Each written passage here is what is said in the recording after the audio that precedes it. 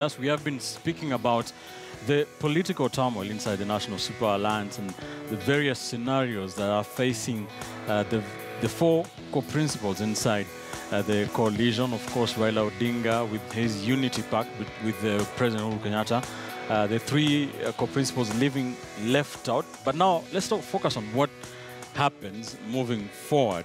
A lot of pundits have been saying that what has been happening in the last couple of weeks has changed the political landscape completely ahead of the 2022 general election, which is still more than 4 years away.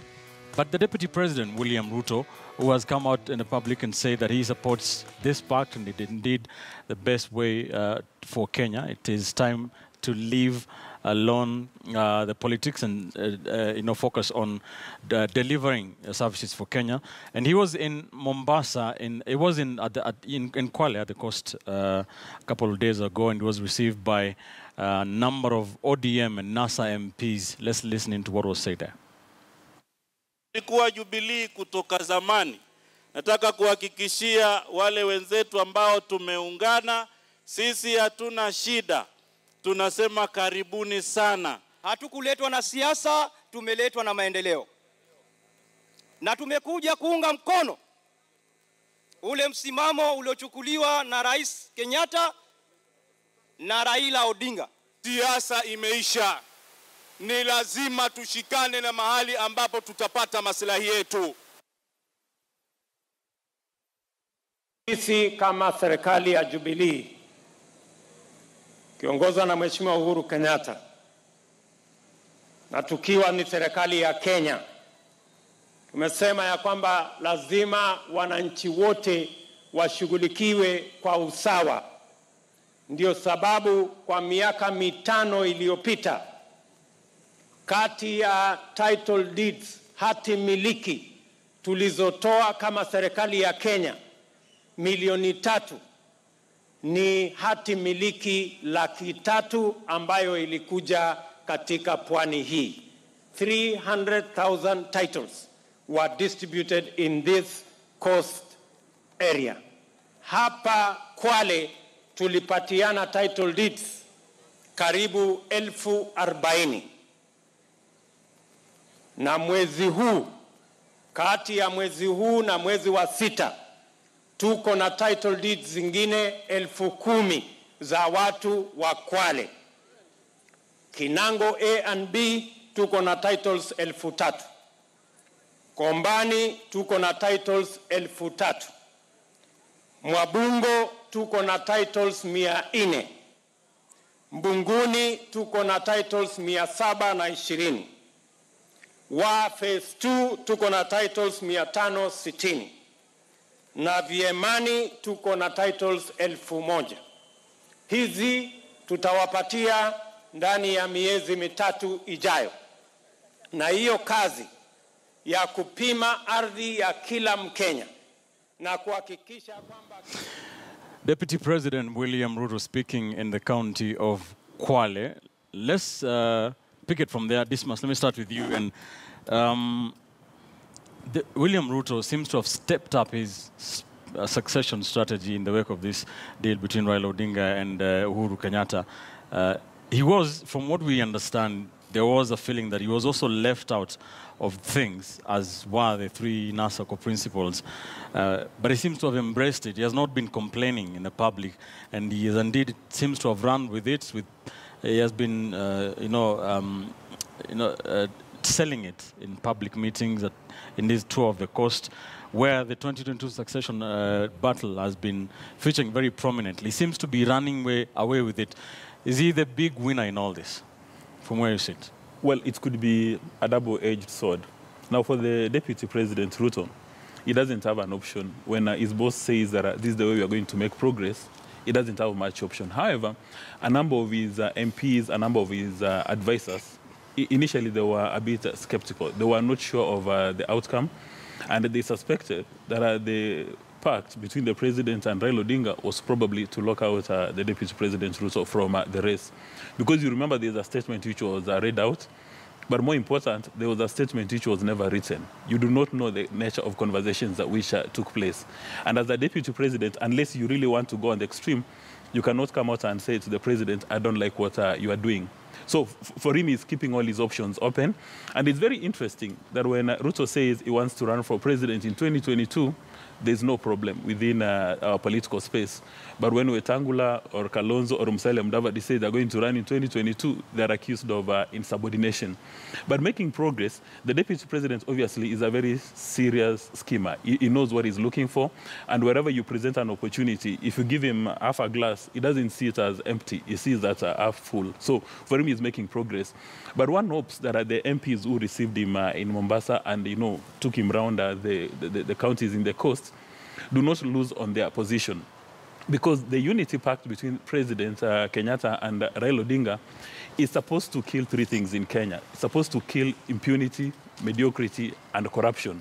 That's what it boils to, because those are the issues which are ailing Kenya. Mm-hmm. Now, when you talk about impunity, mediocrity, and corruption, that's where the issues of the elections come in, the reforms we are talking about. So one hopes that as people celebrate this handshake, NASA or ODM does not forget its role, because the purpose of that handshake is not to decimate the opposition, but rather create opportunities for greater accountability. And I'm hoping that these MPs will not start thinking that, a number of ODM MPs are already saying that now they're in government, they're in Jubilee.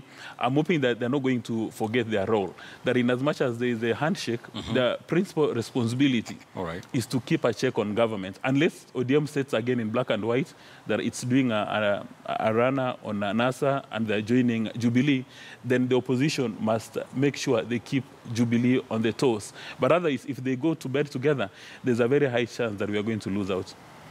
Mark, do you think that even in the midst of all this, even in the midst of the fact that the MPs who are singing his praise are still ODM, opposition MPs, do you think it is helping him consolidate his support base?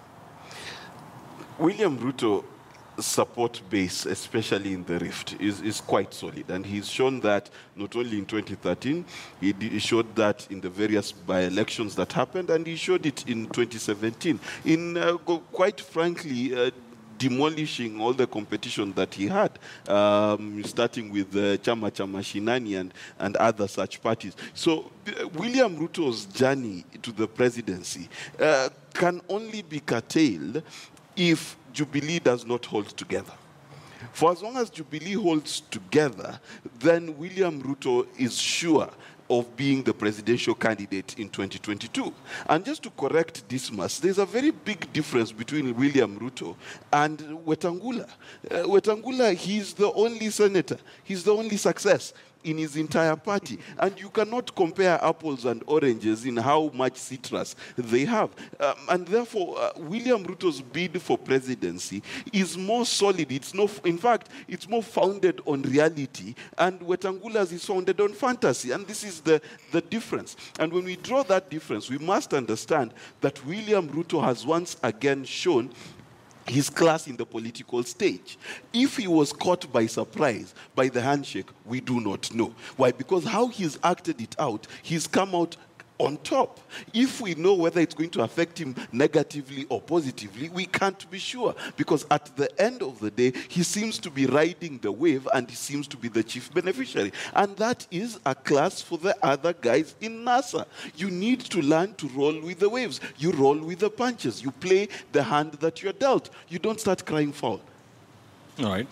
Hesbon, given what Dismas is saying, that there has been that feeling that this surprise deal with Raila Odinga could make things a bit complicated for Ruto in terms of 2022. Do you see that happening? And what sort of relationship can you foresee between himself and the Mombasa governor, Hassan Ali Joho, who has expressed his interest in the State House job in 2022? I think, what comes to the fore is the fact that the way the deputy president has embraced this is actually endearing him to the people of the coastal region. And to a large extent, it puts Ali Hassan Joho in a situation where it's either he works with Ruto and finds a formula, or he throws his weight behind Ruto. Because just like Raila endeared himself to the coastal region and had the people, so any other politician was coming on board to join Raila was not joining because they really liked Raila, but the situation on the ground was pushing them towards Raila's direction. And I think this agreement between President Uhuru Kenyatta and the Right Honorable gives Ruto, a stronger foot in terms of establishing an infrastructure there that will put him in a very strong position come 2022. But I don't think for 2022, everyone is on the same footing. That if all the other wannabe presidential candidates are going to look for the political capital from President Uhuru Kenyatta, if he's not going to be there, definitely the Constitution bars him.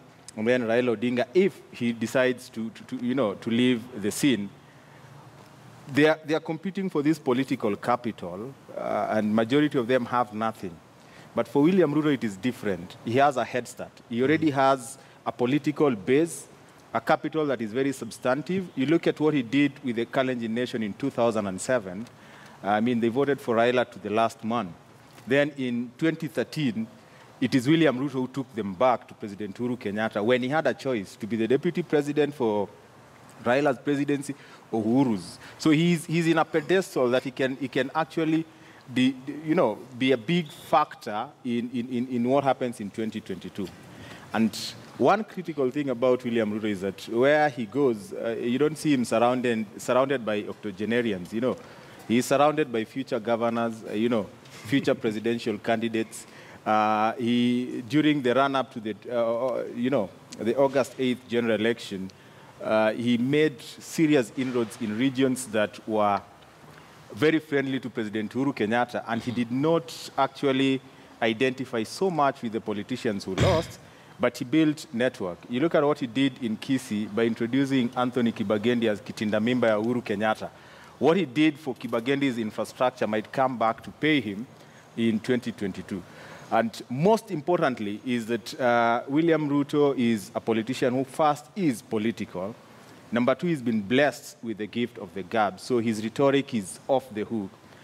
But you get a sense in which that his intellectual infrastructure is quite enterprising. Kenyans don't care whether he was part of the deal or not right now.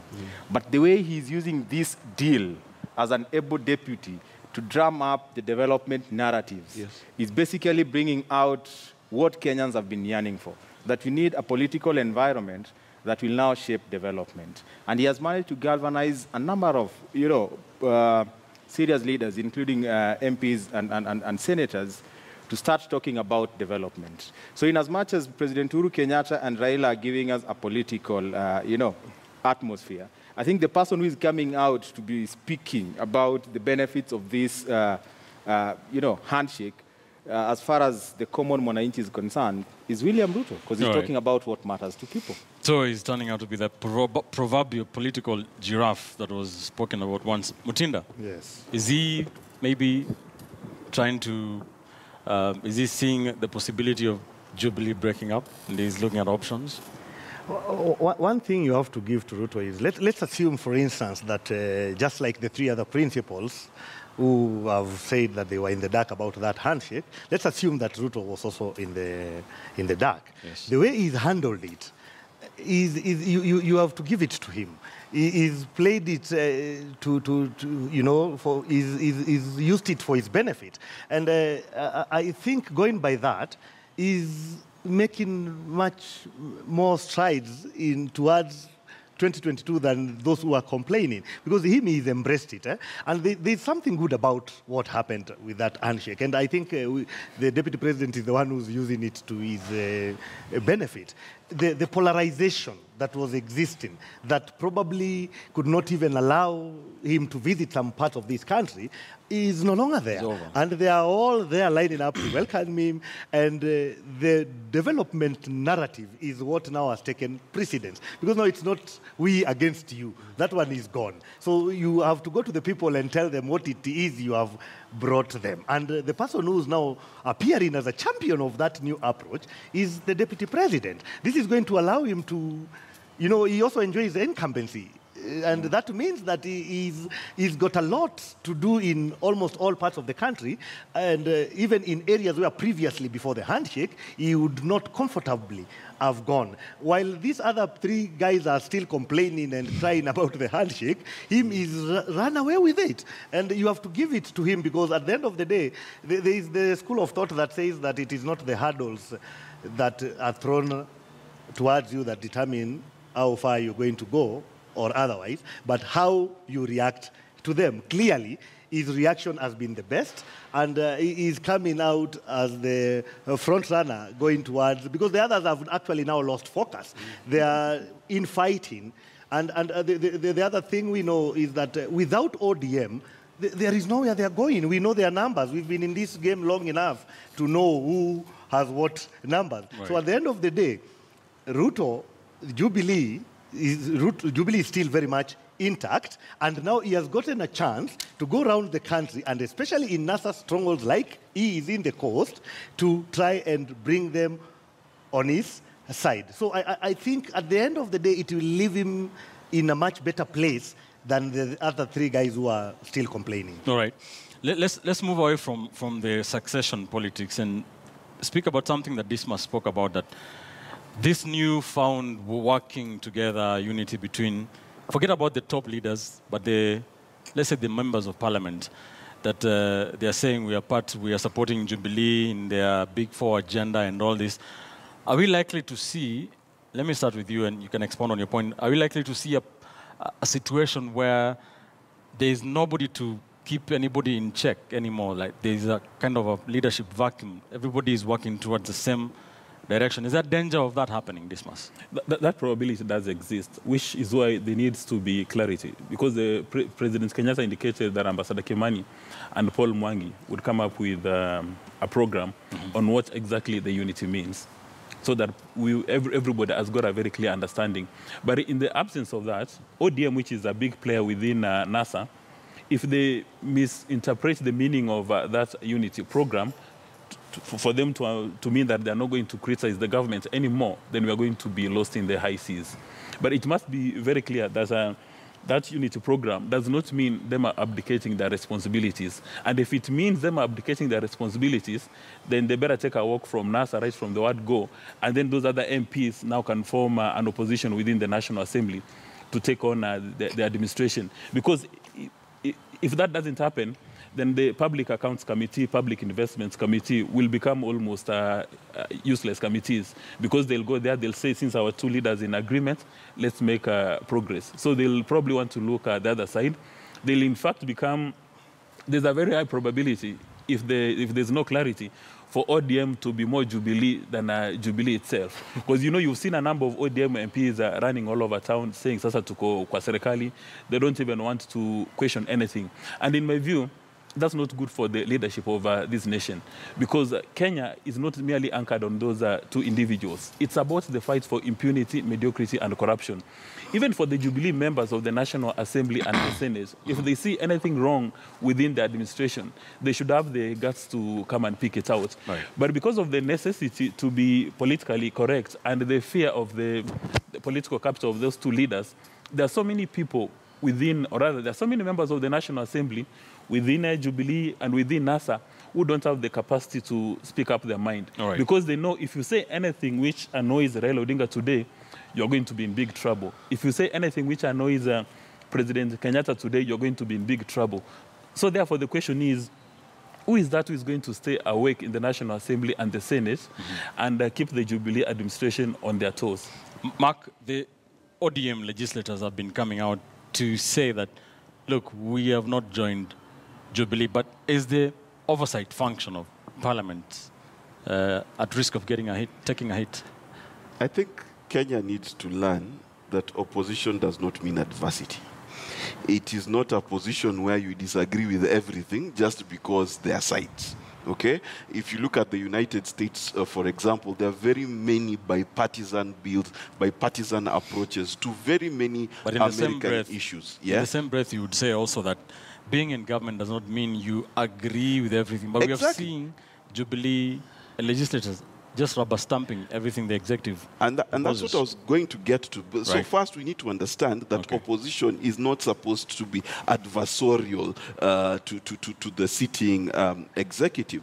However, within our constitution, we have checks and balances. The first check and balance is Senate and Parliament. And indeed, we've seen a lot of what used to be called back in 2005, if our party leader has read it, then we've read it, kind of mentality where if Hezbollah is my party leader and he says we're going right, then we all go right. That needs to be corrected. There needs to be an environment in both Senate and Parliament where there is vibrant debate concerning issues without necessarily holding the parliamentarian to his political affiliation. But at the same time, we have the oversight of the judiciary. At the same time, we have the oversight of the public, because as a private citizen, I can go to Parliament and lodge my complaints. I can write to a minister and lodge my complaints. Right. What really needs to be addressed is not the function of the opposition per se. It is the accommodation of diverse voices within one house. That's what needs to be accepted. We live in a country where if I disagree with you, I automatically become your enemy. That is actually what is bedeviling us. We need to get to a point where I can be in Jubilee and still have a different voice to my party leader. I can be in NASA and have a different voice, and that does not mean I have become a mole, a psychopath, all those things. So we need to get to the point where we agree that we will not always have one opinion, and that is fine. It does not mean we've betrayed each other. When that is the case, then Parliament will begin to function, and then we'll not be worried too much about how people behave in terms of their political marriage. Hezbollah, 1 minute only, please, on this. I think, this new arrangement makes it quite easy for debates to be based on merit and principles, in the sense that there is no political party leader that you're going to defend or please. They've already incubated the policies that they want articulated in law, so much so that when it comes to Parliament, it is about debate on the merits of whatever they want to do so that they implement the common agenda, and I want to believe it will be the common agenda between Uhuru Kenyatta that benefits Kenyans. So you can imagine a situation where you have Junet Mohammed, you have Kipchumba Murkomen, you have Adan Duale debating in Parliament on issues. I think you can only get the best out of that kind of political discourse. And I want to look at it from an optimist point of view, that now Parliament will be divorced from, the yoke of having to please political leaders of their political parties and focus on the issues that address the plight of the common man. So you're seeing the brighter side. Yes. All right, Mutinda? Yes, I want to second that and also say that the person of Raila Amolo Odinga is such that irrespective of whatever alliances he gets into, he still owed some positions very dear. And he joined KANU, you know what happened later. He was in a grand coalition government with His Excellency Mwai Kibaki, where he was the Prime Minister. But he did not hesitate to point out issues he had reservations with whenever they differed. I don't think this is also going to be different. Actually, the truth of the matter is that his persona, even when he's working with government, like is the case now, he still plays oversight much more effective than the three other principles combined. It's a fact, If you look at our history, he can be working with government, and like Dismas said, we are waiting to see the two gentlemen who are told to come with the terms of reference and the agenda, so that now from there we can start to judge whether there has been compromise or not, so that depending on the issues they've agreed to work on, if, for instance, they take different positions on a matter, what is going to happen? I do not think that Raila Odinga is just going to keep quiet because he shook the hand of the president, while clearly they are differing on a particular matter. His history speaks for itself when it comes to that. All right, thank you very much. Let me sample a few of your tweets, some of your thoughts on our discussions this morning. Edgar Wangula says, nothing like NASA as per now, maybe ODM. Ward Orire says, whenever there's a new covenant means the old one has not worked the smartest way. The smartest shall embrace this and move on. And Fred Nyakundi said, as a coalition, NASA is dead because it was a marriage of convenience. Simiyu Sefa says, I don't think Bichache has a right to disband Ford Kenya as a party that has been there since time immemorial. I don't think he disbanded it. Njeri Kimuhu says, moving forward, the Luhya nation should dissolve all their parties and form one formidable one. And finally, one Paul Kihato Mungai says, if Kalonzo and Co were to meet Uhuru, then conversely, Ruto, Duale, Tuju et al. Should also meet Raila to be briefed. Thanks for your opinions. Keep the tweets and texts coming through. We have been talking about some of the permutations possible following that surprise deal between Raila Odinga and Uhuru Kenyatta. When we come back after this quick commercial break, we step away from politics a bit and talk about the cash crunch that has been ongoing in the counties. Devolution 101. Don't go too far.